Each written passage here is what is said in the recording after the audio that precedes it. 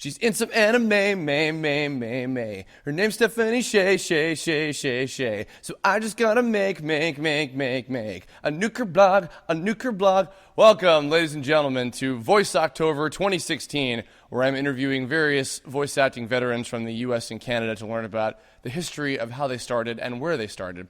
Today, I don't know if this is going to be the first episode. I don't know if it's going to be the last episode, because I'm recording all these out of order, and I don't know what's going to happen. But today, we're going to talk about where I am currently at and have been the last 2 years.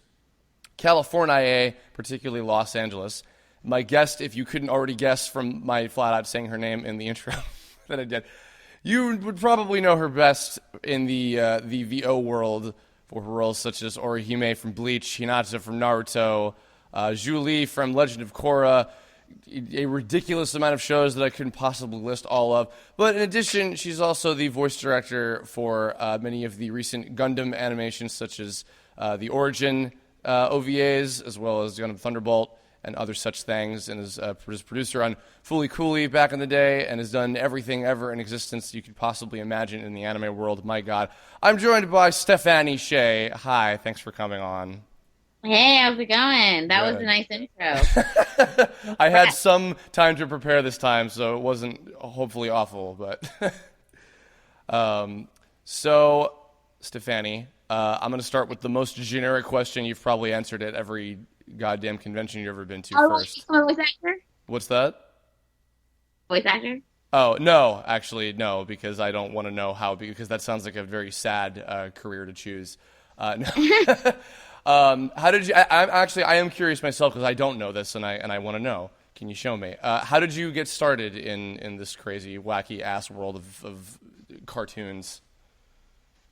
Well, I had always wanted to be an actor, and I liked anime actually, and so I was going to UCLA, and I was writing for the Daily Bruin, which is the newspaper there, and my editor was like, "This anime thing is like really popular, so I think we have an anime club. Why don't you like go do an article on them?" And so I walked up and down. Well, first I went to like the student union to look up the officers of who was in the club, but it turns out it was all like last year's officers.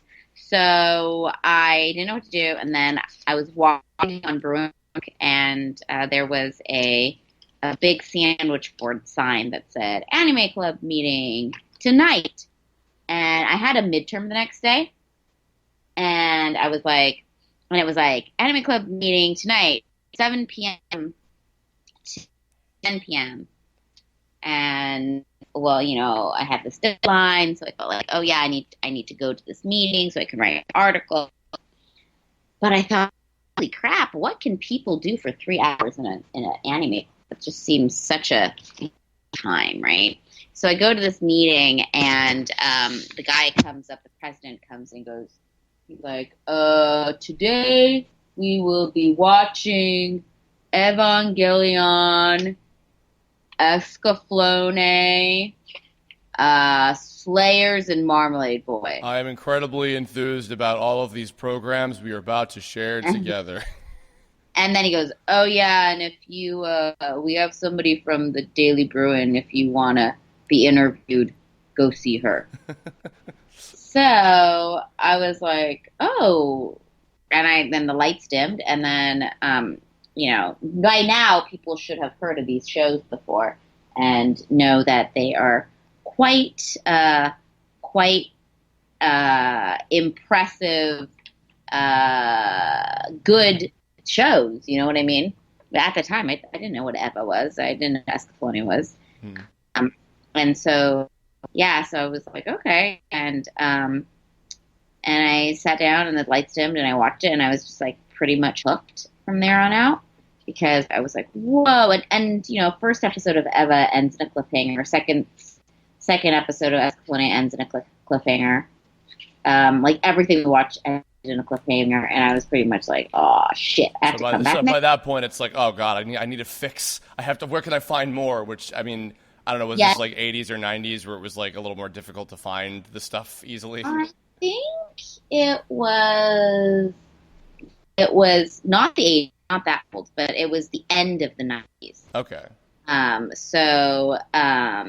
it was, people were still, there was like VHS tapes. People were still loaning each other VHS tapes. Let's just say that. Hmm. So, yeah, so that was going on, and so that's how I got my interest in anime. And then, I always already wanted to be an actor, so there was that. And then, after, as I pursued acting, I pursued all acting, including anime voice acting. Even though at the time I was strictly a subtitled girl, I did not like to listen to or watch dubs. Hmm. But then I was like, well, I could try to be in dubs. They don't seem to be that hard. And now you're part of the problem. Congratulations. I know. The dubs have changed a lot. Oh, yeah. Like the guys that I used to work with, he would tell me how back in the day, they didn't have digital recording. It was all analog. So you were recording over a tape. So that meant that anytime you recorded a line in the timeline, if you wanted to do another take, you would record over it. Hmm. So the director really had to think, is this the best take? Or if it's not, I lose the previous take. So, I mean, I can kind of see why stuff wasn't as good, because it was much harder to do. And there was no beeps or anything. Everything was based on a stopwatch and time code. Hmm. So it's super, super different. And this was the time of like Michael McConaughey and Doug Stone and Barbara Gers, like the first generation folks. Yeah, this is like the first, it's like Robotech time. Like, Yeah, that's right. Yeah. Well, because I was going to say that the next question after that was like, because you started kind of right after the big explosion of like Pokemon and DBZ and Yu-Gi-Oh all kind of hit, and then like, whoa, anime is a thing that's like presence now a lot. I started a little after that because I was still in college when that kind of stuff was going on. Yeah. But yeah, I mean, like the early days of like before, because you've also worked with like all of the first gen guys. Well, they're still working, Of course, yeah. No, I mean, because if they're all in everything still, even on Cartoon Network right now, and all the stuff I've heard you and Michael work on at MYEV. And but yeah, I mean, like from working with them and learning a lot, like were those early days of like prior to like you and Michael and a lot of you guys getting started, like was it just completely different from the way it was now? Like how much has it changed, or even since you started in the early 2000s? I think the thing that was really different is that most of the actors, it was very rare. The fact that I knew what anime was and was a fan of it, Mm-hmm. that was much rarer because anime was not that popular and dubs were not that popular. Mm-hmm. So people got into doing this type of work because they were an actor and because they wanted to act. Mm-hmm. They did not get into the work because it was, any sort of fame or any sort of popularity. In fact, I spent there were a good many of years when I would go to a convention and people would mock us for being the English version, Mm-hmm. and only anybody ever wanted to, people only wanted to, go to the panels with the Japanese creators, the original creators, Mm-hmm. The panels with the dub actors were very, very small and not very well attended. They were not very popular. Online there wasn't as much of an online presence as now, but like back in those days, there was a lot of comments were all negative and Mean. yeah, exactly, bashing and mean and stuff like that. So, it's especially like back then, it was much harder to get online. So you didn't have as many. You have like the super more tech savvy nerdy people were the ones online. So, the marketing people in the anime industry would always tell people, dubs do better, they sell more. And everybody on the internet would say, bullshit, because what they would see on the internet was all the subtitle fans, but the internet was not something that like the everyday person used. It was people who are like more tech savvy, so they tend to be a bit more nerdy. They tend to like subtitles more. So, and they tend to know how to get access to a fan sub. So it was a really, really different. That I think that would be like the biggest kind of change or difference. But I don't see. I mean, I don't know. I think now it's different. You have these like big panels and huge events at Anime Expo, and it's the dub cast. You have people, so many people who are new actors who come from fandom who like just want to be an anime voice actor and nothing else. So it's a really, really different market. I think you have a lot of people, participating in open calls and things like that. I think that like my generation of people, like my generation, a group of people, we were all very much studying the craft, and we were doing plays, we were doing sketch comedy, we were very active in the acting community, and this was just one other thing that we found that we were good at, and it was another way to act, Well, that last bit I definitely want to get back to a little later, because I do want to talk about that for certain. Going back a little bit earlier, you were segueing a little bit into the kind of evolution of how far dubs have come at this point. It seemed like around that time, with people like Justin Cook and Mary Elizabeth McGlynn and folks like that, and even the late Kevin Seymour, God rest his soul, guys like that who were like, hey, you know what, like, this stuff is really cool. Why don't we really try to like push the envelope and like do a really good job so that this will be something that like, if this is the version that people see of this show or this movie or OVA or whatever, let's make it like a good representation of what the story is. And which I wanted to kind of go into Fooly Cooly, because that was one of the first, I guess, not kids anime that I had ever seen. And I remember, I think I've told this story on other Kirblog's many times about when I first watched that. I was at a beach house in New Jersey on like a vacation, and my best friend and I stayed up every night throughout that week and watched 5 of the 6 whole episodes of it. And I remember when I saw it, and this was my first time hearing like you and Kari Walgren and a lot of folks like that. Well, it was also Kari's anime debut, so she'd not done anything prior to that. So was that your first anime too, or you did some other ones before that? That was my second show ever. Okay, well, then going back a little bit. So how did you get your first job in VO specifically? Oh, well, I produced that show, so that's how I got that job. I was working on producing English language versions, because I came from the subtitle. I was more of a subtitled anime fan, and I didn't like the dubs. So I thought, oh, well, shouldn't be too hard to make it different and make it better. So that's how I got the job as a producer, and then I auditioned for stuff that I was already producing, and that's how I got my start. So that was the same. Where was Fooly Cooly and the other stuff you were doing at the time? What studio was that? The company that I worked for was called Digital Manga, and the production branch was called Sync Point, and we only ever had 2 licenses. It was I'm Gonna Be an Angel, which is a 26 episode series, which we did not finish, and the license has now since expired. So I don't know. Nobody has a license. Maybe they'll have a reunion and you can finish the show all these years later. Well, it would be hard to locate a lot of those actors because they don't do this work anymore. Okay. And then the other license was Footy Cooly.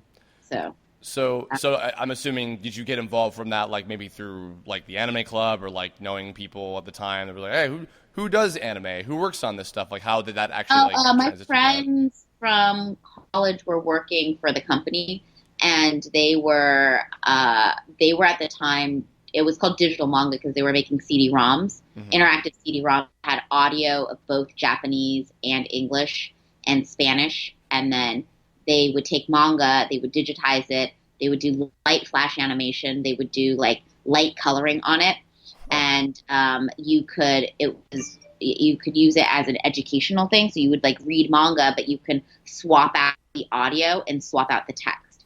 So you could read it in English and hear English, or you can read it in Japanese and hear English, or vice versa, or Spanish and Japanese, or English and Spanish, or whatever. And that's what they were working on at the time. And the president of the company was like, "Oh, well, we want to get into anime." And so my friends were like, "Hey, we're gonna start dubbing anime," and I had just graduated, and so then that's how I got involved with that company. Mm-hmm.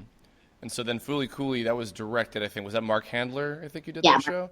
And I've not met Mark, but I've met Mary Claypool. Well, he lives in China right now, Oh. so. Well, shout out to you, Mark, in China. I've not met him, but I have met Mary Claypool, who is an old school anime writer of many dubs. And she was talking about him and a lot of the early stuff that they were doing together. And yeah, it really did seem like a lot of people kind of in tandem with each other were all like kind of trying to up the ante with getting dubs to be good. It seemed like collectively around that same time with like the days of most of the companies that were around the U.S. and even some in Canada. They were like, yeah, let's take a little bit of a different approach to this. Like, it's not just about like Americanizing it as much as possible or whatever. Well, like there was also a lot of different philosophies. I think that you guys, this generation of fans, live in a situation where there's the internet, so you can like have a lot of different access and a lot of access to different sources of content, and it's not just the mainstream stuff, right? Yeah. So I think before, people wouldn't really know about anime unless they went to look for it in a brick and mortar store, which means you had to actually walk physically into a store and see it, and then feel like you want to come by. Sorry, I got a text and now I'm like distracted. Where am I? Yeah, I know. So that you feel that like it's hard, right? You'd have to actually physically go into the store. You'd have to go through and look at the anime section and decide, that's what I want to buy. And that was the only way to do it. So it was a very different kind of market. And then the general population not necessarily knew about anime or know about anime tropes, because the world itself wasn't as international. So the best way to get things seen is for it to be on TV. And there wasn't Cartoon Network, really. There wasn't there were a few cable channels, but Cartoon Network hadn't really exploded. They hadn't, it was a big push to put anime on Cartoon Network and have that block. So most people, what they were trying to do was like, hey, we need to get this to the audience. The only way we can really get to the audience is get to be on TV. The executives, the people in charge at the TV stations, they're not really familiar with anime, so you send them the stuff and they think it's weird. So people try to make it more accessible to kids and more accessible to general population, not just the anime fan. So that's why you end up with shows that are very Americanized. I think there was two different approaches to it. One way is to not try to make it for the mainstream and only try to make it for the anime fan and stick more closely to the original. And that was kind of how, most of the stuff that you would buy on VHS and DVD were handled. And then there was the other approach that, hey, we're going to try to make it for the general public, Right. There's different approaches. And then there were a few companies that really, it seemed like, and I can't really speak for them because I don't know what's in their brain, but it seemed like they were just out there to make a buck. And when you don't have a lot of choices and you don't have a big audience base, you can kind of get away with a lot more.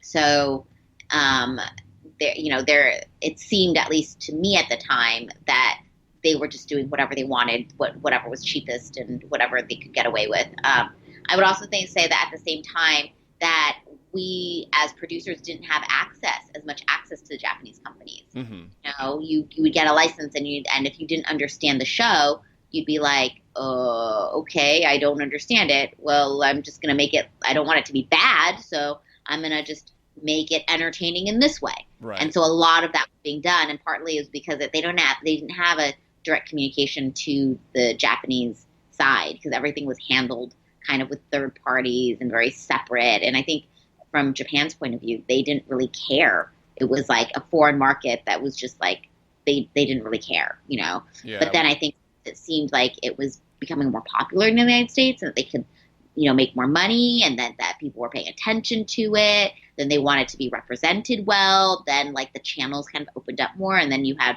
more communication between. Well, because especially so a little bit after the Pokemon Dragon Ball Z twofold strike happened and suddenly anime was like known a lot more to the general public. A little bit after that, we got the advent of Cowboy Bebop and Trigun kind of back to back.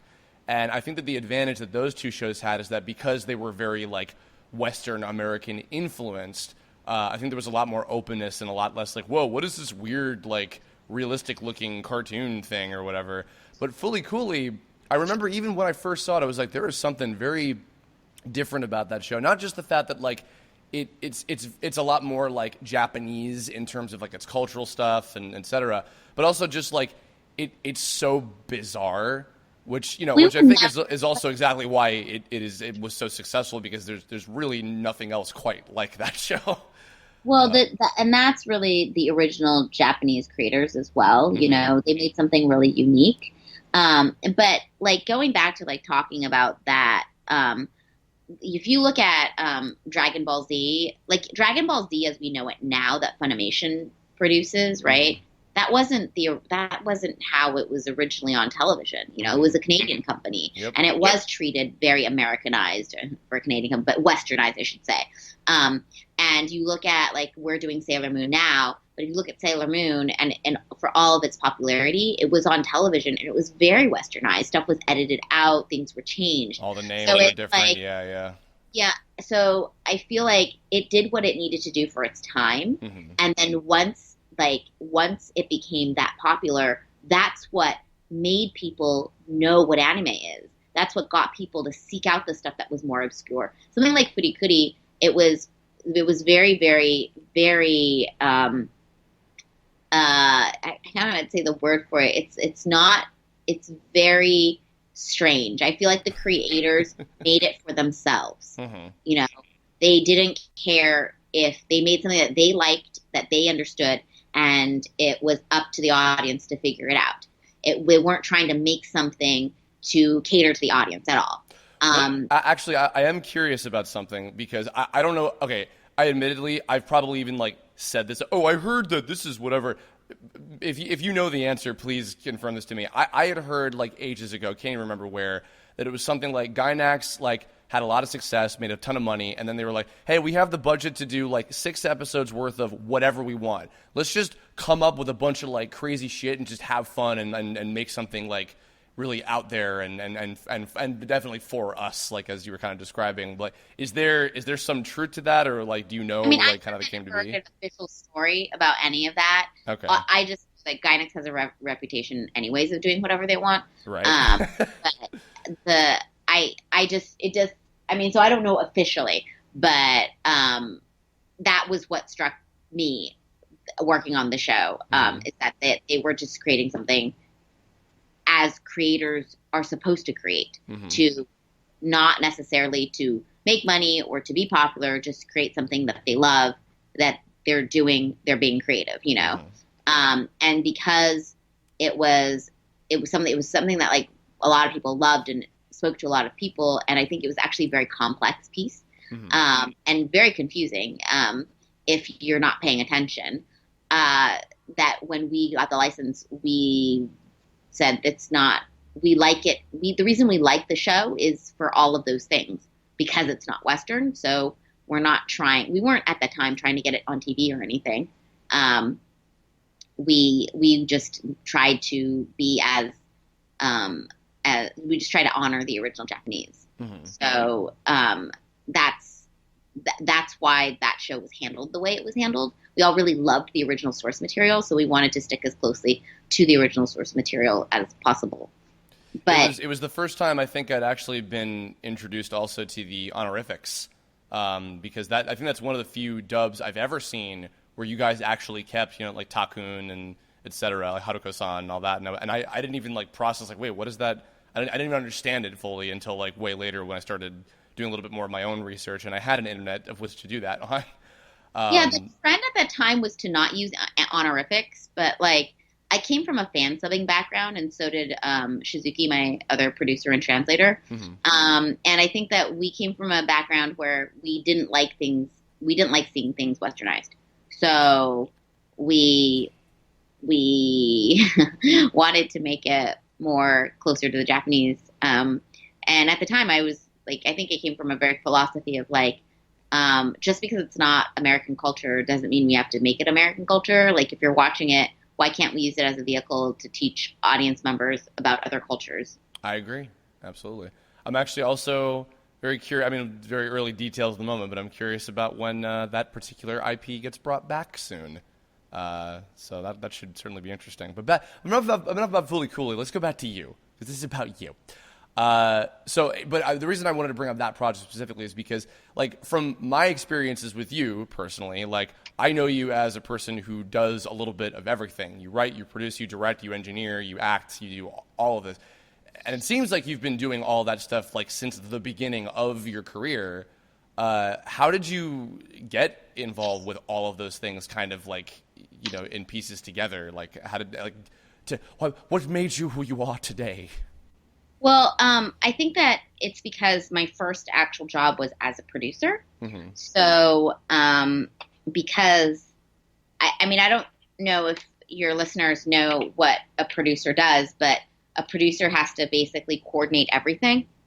And I worked for a small company. So, in addition to overseeing a lot of the work, I would do the work myself. Mm-hmm. So, I mean, there's a lot of things I don't do anymore, but I used to. Like, if you look at the original packaging for Footy Cooty and stuff, I approved DVD menu design. I have to approve the case, what kind of case we're using. I wrote all the text on the back, as well as edited and wrote text for that big thick booklet that was in the original release. So, like, as a producer, you're kind of in charge of getting everything done. Mm-hmm. But as somebody who works at a small production company, you only have a certain number of staff members, and you only have a certain amount of budget for hiring outside people that are not on staff. So I'm on staff, so I did a lot of it. So that's really where that came from. So having that grounding of like, okay, well, I have to do a little bit of everything to make sure it gets done at all is what allowed you to now, like, when you know, I mean, because like on Gundam Origin, I mean, you are doing like so much on that, you know, all collectively, and is that like all what kind of led to like why you can? I think it's why I can, because I've done a lot of the stuff. The only thing that I didn't do at that time was directing, but I sat in a lot of directing sessions. Mm-hmm. I mean, yeah, I was a producer observing directors. I was also an actor. And then at the time even when I started directing, I don't think I really engineered that much, mm-hmm. but from a product of like being around a lot of engineers and also having in this day and age to edit my own auditions and whatnot, I can now, I can pass as a recording engineer. Mm-hmm. I don't really call myself an engineer because I don't have the back knowledge about it. I don't know about signal chain. I can't mix. You know, there's things like that. So I can get by being a Pro Tools monkey. Okay. That's Hey, well, I mean, works for me. Because we have fun when I think it's okay for us to say, because there's a little announcement recently. We just finished up recording Gundam Origin Part 4, Eve of Destiny, and I've gotten to do 3 of those now, and they're always a joy when we sit down with folks from Sunrise and just go through everything. And it's really cool because what I like about with you and Michael with MWavy Post in particular is you guys are meticulous in a way that is all about the final product, and like it like I never feel like, oh, this is too much or we're spending too much time on one take or whatever. Like, it's always with a sense of like, no, we gotta make this as good as we can be. And actually, going back to the earlier bit too, I think that's very much relatable. I think people would understand, because like for me actually, and for like independent like artists and animators and creators and stuff, that is exactly what you have to do. You have to be able to do a lot of everything yourself. If not, having some help. Like I was very fortunate, like on with my show with Tome, I had help from a lot of amazing people. But I did have to do a lot myself. And for a lot of other people, they do everything, every aspect of sound, animation, voices, writing, etc. And that's how they get by in general. So I think that there is, especially now, there's a lot to understand about. Like, yeah, well, this is how you do it, because otherwise it's not going to get done.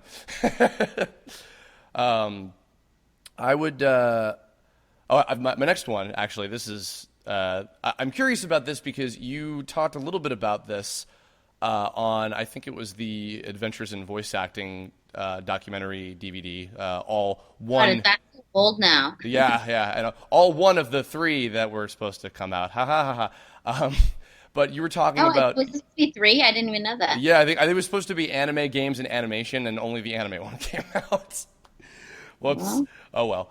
But on that, you brought out your like schedule booklet, and you were talking about like. That's one thing that I think about that I feel like, wow, that is so out of date because I don't use that thing at all anymore. Well, in the spirit of that, though, I am curious. So, because you must be, even past just Gundam, but like you must be doing a billion things a week. I'm curious for my own sake, how do you manage doing all of these things like what is a week like for you practically? It really varies. It really, really varies. I'm not always doing a million things a week. I think that one of the things that probably isn't taught in art school or in a conservatory that needs to be taught would be like time management. Yeah. And also just being organized, because I think that's one of the things, like having a sense of responsibility of being able to get things done and being able to organize and get to things when you can get to them. I had a really great mentor when I first started becoming freelance. She was actually the dub director on I'm Gonna Be an Angel. Mm-hmm. Her name is Fusako Shiotani, and she is an actress, and she was a trained seiyuu from Japan, and she was very, very, very supportive of me when I quit my job as a producer and decided to go freelance. And she would, say things like, Stephanie, your job is to do your laundry right now. Everything is your job, because when you get busy, and you will get busy, you won't have time to do it. So anytime you have free time, that's when you have to do all this other stuff, Mm-hmm. And I think it's just a different way of looking at your life. Also, I don't believe in sitting around and waiting for opportunities to come to you. You have to make your own opportunities, or you have to let people know that you are there and available. So a lot of the times when I was freelancing in the beginning, a lot of it was spent like writing cards, notes, and before email, and just organizing the things that I needed to organize. When I guess other people might just be like sitting at home being like, I don't have any auditions, It's like, well, start. Yeah, I agree. Yeah, it's like, be proactive. Training, that's another thing. Like, if you have free time and you have the funds, then get in classes, because there will be a time when you won't have time to take classes. Mm-hmm. Yeah, I would actually say to anybody listening, especially because I know a lot of listeners to these are people either starting college or are about to go to college, etc. That is extremely important, and if there's no time like then when you're kind of on your own schedule to take responsibility for yourself and make those kind of opportunities for yourself and do whatever you can to prepare yourself for then when you have to get into adulting mode. Because it's true, like there are very few cases, especially in the creative world, where somebody is going to teach you that, unless you have a mentor, which even that is pretty rare, I would say. So yeah, no, I wholeheartedly agree with that. On the note of specifically the acting side of things, because this is something that I'm myself learning more about as the opportunities grow, which is great. But I'm just slowly learning the side effects of when you're having to talk and scream and do things a lot over the entire course of a week. Maybe this seems kind of like weird to ask about, but how do you keep your voice in shape and yourself from stop yourself from wearing out, like keeping good care of your vocal cords, the instruments, as it were? Yeah, so I think that like there are definitely tricks and various things that like voice actors have, sprays and cough drops and herbal stuff they can take that make them feel better with their voice if they're feeling under the weather. But the most important thing I think is just being generally healthy. So, don't, and they say the same thing for like actors too, just like actors who are on set and you work long hours. Sometimes you have night shoots. So you have to take care of yourself. You need to get your rest when you get your rest. And, you need to go to sleep. You need to go to bed early. You need to like not go crazy with the drinking and the smoking and the whatever and the partying. And you just have to be generally healthy. Do you ever do like, I don't know if it's ever been that extreme, but do you ever do like ears, nose, and throat kind of stuff? Like, or is that pretty rare? I mean, I have an ENT, so I go see my ENT whenever I have issues. Mm-hmm. Yeah. Because I just imagine like I've Yuri Lowenthal and Tara Platt, who we both know, of course. They talk about like just how many auditions and things a week they have to do, in just a 7-day span of time, and especially with like video games and like those kind of things can be very demanding, and they want you to scream your lungs out or whatever. I imagine it's even with as normal of and healthy of a lifestyle you can live, it's like there's only so much you can do before you're like out of it. So like if you've got like, I don't know if you've done like one of the Call of Duties or stuff like that before, but if you get those kind of things, like how do you kind of work around making sure you're not going to be like vocally killing yourself more or less? Well, I think one just has to be very just very responsible. I don't know that. I mean, there are certain techniques and stuff. It's not something that I go into in this context, but yeah, there are some things that you can do in terms of the way you scream to be good about it and about it. Okay, well, I have a lot of video game sessions, so I'm gonna go earlier. I'm not gonna talk for the rest of the day. You just have to be aware of it and be kind to your body. I would agree. I actually, out of curiosity, have there been times if like, if say something ahead of time is going to be like really like vocally stressful or something that like you wouldn't like if it's like a lot of hours and you wouldn't be able to commit to that, like have you turned down stuff before or is that a rarity too?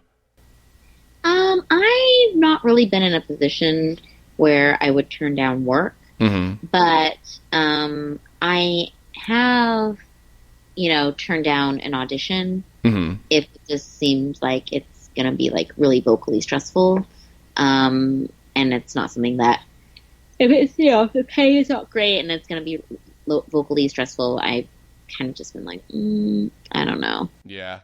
Yeah, I think there's well, especially when you get to a certain point where like you're okay financially, I think it's like acceptable to kind of get to that point. I guess I would say probably my last question, and going back to an earlier thing we were talking about. So you and Michael with MYAV, I would say, have been pretty cool about finding a lot of new talent. Because within the dubs that you guys work on in particular, I am always happy when I see such a great mix of like the old school veterans, the folks within your generation, and then like a lot of newer folks. And now and I'm happy that I can do this with you because because in my experience, you're blunt. You've been blunt with me, and I've taken away a lot from that, and that's helped me a lot over the years. That's really blunt. Yeah, but that's what I like. Like honestly, because the first thing that we did together was Bakuman, which was like 2011, and every time I ever had sessions with you guys, I always left like genuinely taking something away from it that was helpful for whatever the next job would be. And I think that's cool, and I think that's really important. And I think especially now, for better or worse, I would like to hope better, that there are so many more opportunities for people who are now interested in getting into this and are taking it seriously as a craft. And there have been like a huge amount of new people that have gotten into doing this and who are working consistently. So this is probably the more generic question in terms of when you do cons or whatever, but what are maybe some things that you don't hear as often from people that are advice that you would give to folks who want to get into VO? I would say that to recognize that it is a job and that it's not just like to treat it with the respect of any other career, whether it be through training, professionalism, all of that stuff.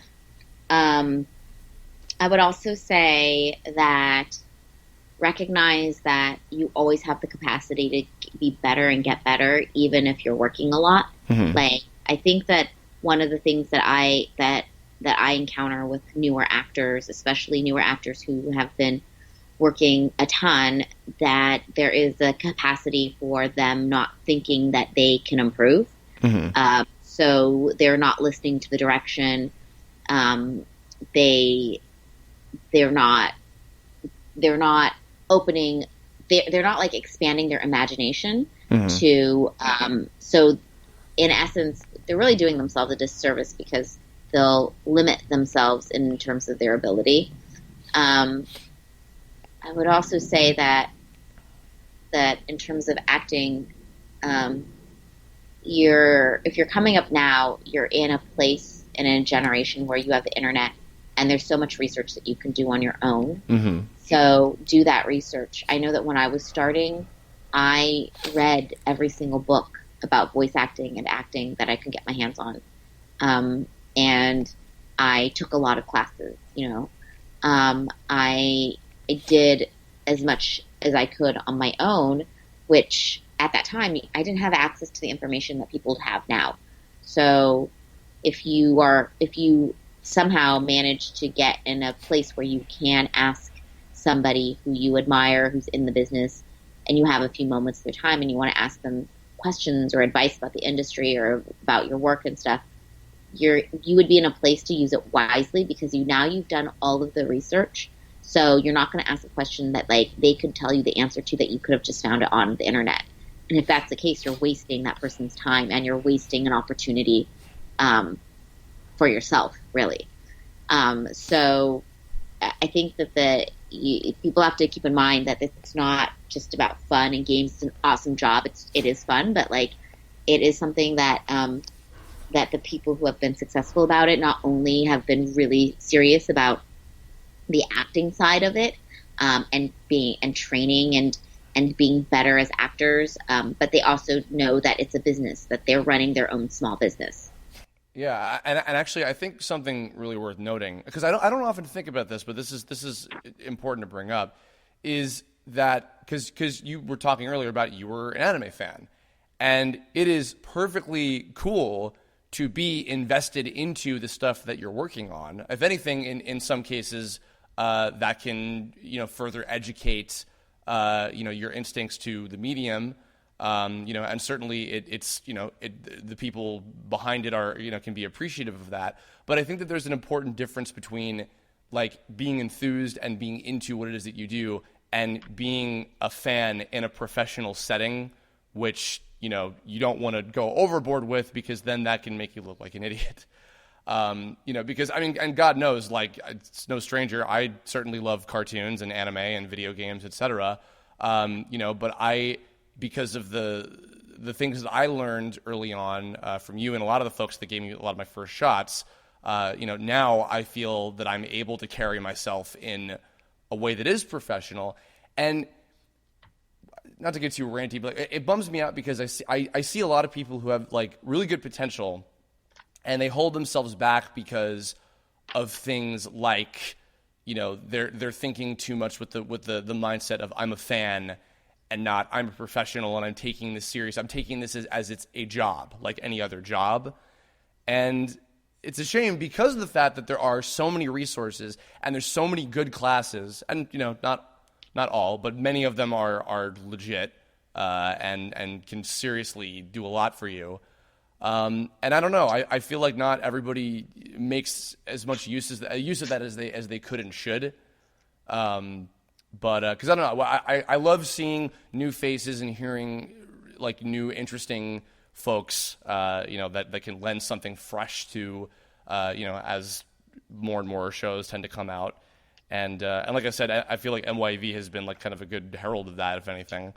So I don't know, but yeah. One of the things to think about that if you are a fan and you're working in this industry or you want to work in this industry, to kind of just basically like check yourself is that like if you're in session and you're at a job and you're working, it's cool to be a fan. It's cool to love what you do. Because if you love what you do, you're going to do your best to do a good job.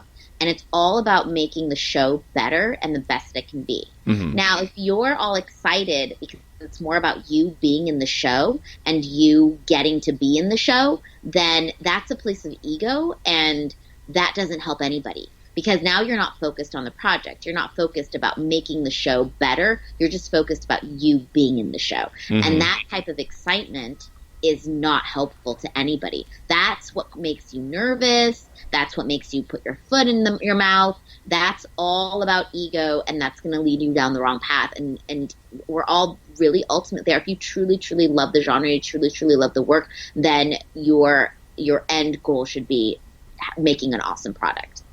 Yeah, 100%. I don't think I've said that before, but I fully am in agreement about the fact that I think that it is supposed to be about the final product, and it's really easy because performing is a very like me, it's my time kind of thing.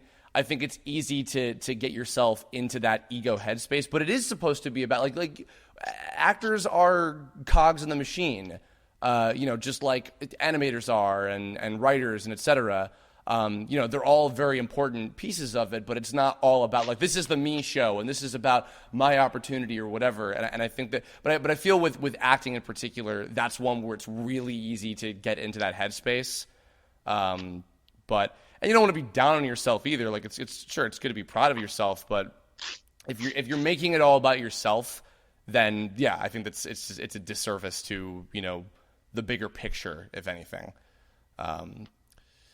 Well, that was all, I think, very helpful. So I think that's gonna wrap us up. Do you have any other last things you want to say, or I don't know, anything you want to plug or anything like that? I think we had a very intense, well, not intense, but a very, we talked about some deep stuff there. Intense, man. Anything you want to plug? You got? Oh, I feel like such a dipshit for not realizing. Oh yeah, also Sailor Moon. A massively iconic character. No big deal. That's continuing onward. I know. Gundam Origin Part 4 is coming out within the year. Plus, I don't know when this is airing. Oh, this will be out like within the next month or so. You know what? People could just go to my Twitter, which is @StephanieSheh, and to basically get updates about my dog and what. Ibudo's the good dog. Well, okay, I think that's gonna wrap it. So, Stephanie, thank you. This was awesome.